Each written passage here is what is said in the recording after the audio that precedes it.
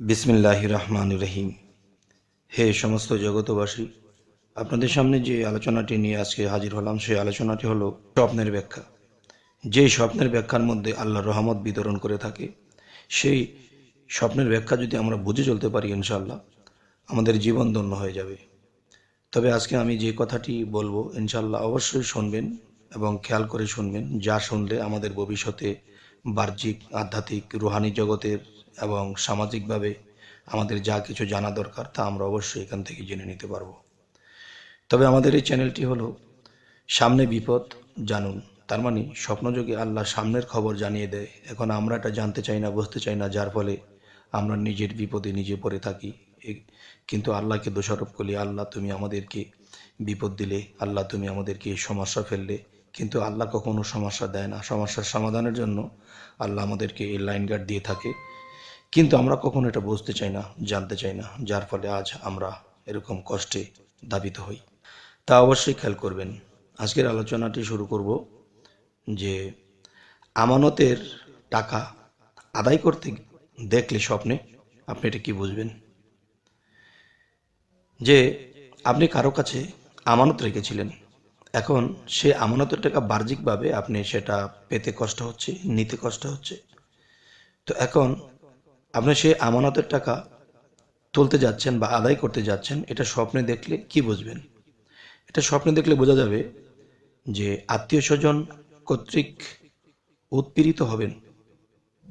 আচ্ছা, এবার আসি যে আমানত রাখা দেখলে, যে আমি যদি আমার ধন সম্পদ বা টাকা পয়সা, স্বর্ণ গয়না আমি যদি কারো কাছে আমানত রাখি এবং সেই আমানত রাখতে দেখা স্বপ্নে দেখা, এটা কি বুঝবো?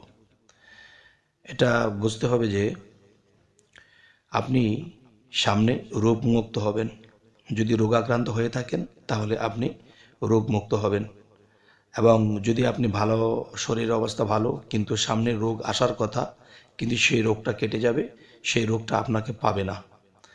আর এটাই বলা হলো যে আমানত রাখা দেখলে, স্বপ্ন দেখলে এটাই যে আপনি রোগমুক্ত হবেন এবং রোগ নতুন করে আসবে না।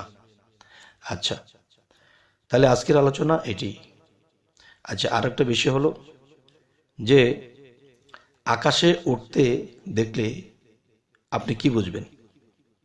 আপনি আকাশে পাখির মতো উঠতেছেন, তাহলে এটা আপনি ঘুম ভাঙার পরে চিন্তায় পড়ে গেলেন যে এটা কি দেখলাম, যে আমি আকাশে পাখির মতো উঠতেছি।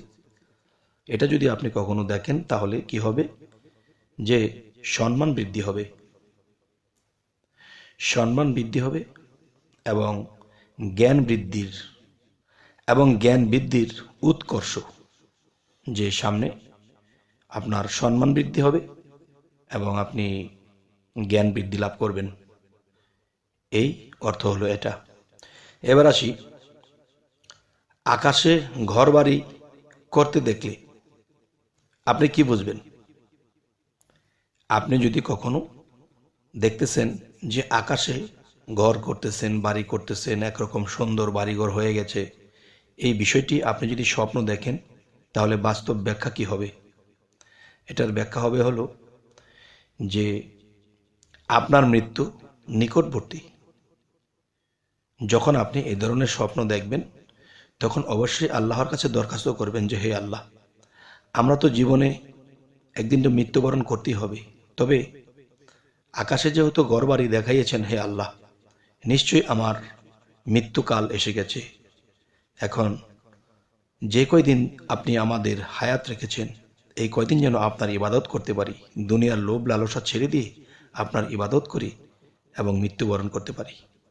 এই দোয়াটি করবেন এবং আল্লাহ যেন কবুল করেন এবং মাটিতে সরাসরি সিজদা করবেন চোখের পানির সাথে, যে হে আল্লাহ, যে দৃশ্য দেখিয়েছেন এটি মৃত্যু নিকটবর্তী। আচ্ছা, এবার আসি, আকাশে ডাক শুনতে দেখলে আপনি কি বুঝবেন?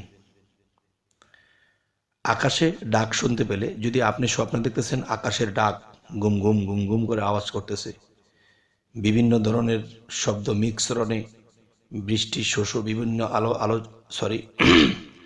বিভিন্ন আওয়াজ শুনছেন, আর সে আওয়াজ কখনো চিকন স্বরে, কখনো গম গম শব্দে, তখন আপনি স্বপ্ন ভেঙে ঘুম থেকে উঠে কি ভাববেন যে আপনি কি দেখলেন?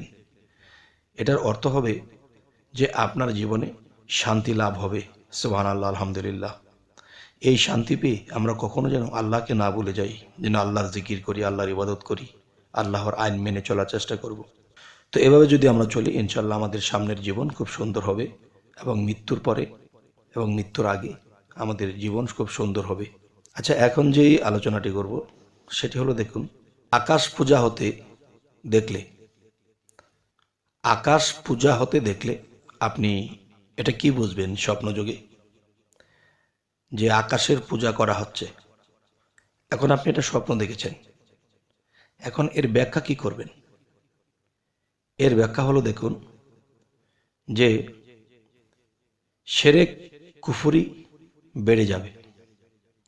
যদি আপনি কখনো স্বপ্ন দেখেন যে আকাশের পূজা হচ্ছে, তখন বাহ্যিক জগতে, দুনিয়াতে শিরকি বেড়ে যাবে, পাপই বেড়ে যাবে, দুনিয়াটা পাপে পাপে রঞ্জিত হবে।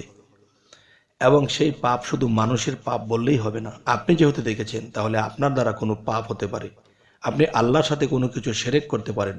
যদি এরকম কোনো দৃশ্য দেখে থাকেন তাহলে অবশ্যই নিজেকে সংযত করতে হবে, এবং নিজেকে সংযত করে আল্লাহর ইবাদতে মশগুল হতে হবে, যে হে আল্লাহ, আপনি এক, আপনি অদ্বিতীয়, আপনি আল্লাহুস সামাদ, আপনি স্বয়ংসম্পূর্ণ, আপনি জন্ম নেন না, আপনি জন্ম দেন না, ঠিক এরকম কিছু জপতে হবে, এবং চোখের পানি ফেলে দোয়া করতে হবে যে হে আল্লাহ, আমি যেন আপনার সাথে কোনো কিছুর শিরক না করি। আচ্ছা, তাহলে আল্লাহ আপনাকে ক্ষমা করবে এবং শিরকি মুক্ত রাখবেন।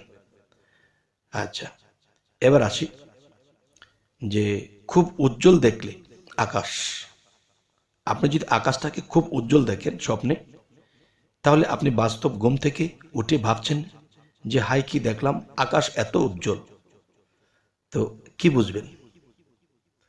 তখন এটাই বুঝতে হবে যে দেশে বৃষ্টিপাত হবে। হে সমস্ত জগতবাসী, যে আকাশ উজ্জ্বল দেখলে বৃষ্টিপাত হবে, আর তখন আপনি এ কথাটি যখন বুঝে যাবেন, তখন কিন্তু আপনি যারা কৃষি কাজ করে, যারা বিভিন্ন ক্ষেত খামারে কাজ করে, আপনি তাদেরকে বলতে পারবেন যে ইনশাল্লাহ আল্লাহর রহমতে আমাদের দেশে বৃষ্টি হতে চলেছে, এই হয়তো 2-1 দিনের মধ্যে ইনশাল্লাহ বৃষ্টি নামবে।